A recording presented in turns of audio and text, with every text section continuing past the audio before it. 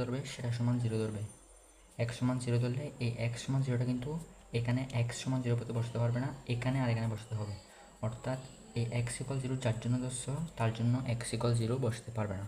তো x equal 0 যদি আমি এখানে বসাই 2 × 0 - 3/0 - 1, তাহলে এখানে থাকতেছে কত -3/-1 সমান 3। তাহলে এর মান হচ্ছে 3। এখন যদি বি এর মান বসাই তাহলে x - 1 = 0 হলে x = 1।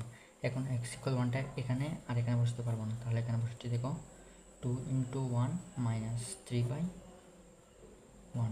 তাহলে দেখো আসতেছে কত আনসার -1। সুতরাং বি ইকুয়াল -1। তো খুব সহজে তোমরা আংশিক ভগ্নাংশ বের করতে পারবে। এখন যদি তোমাদেরকে বলে এরকম একটা রাশি দেওয়া আছে, বলবে তোমাদেরকে আংশিক ভগ্নাংশ প্রকাশ করো, তাহলে কী করবে দেখো এখানে = 3 যে মানটা পাইছো সেটা এখানে বসে দিবে 3/x প্লাস এখানে b সমান পাইছো -1, তো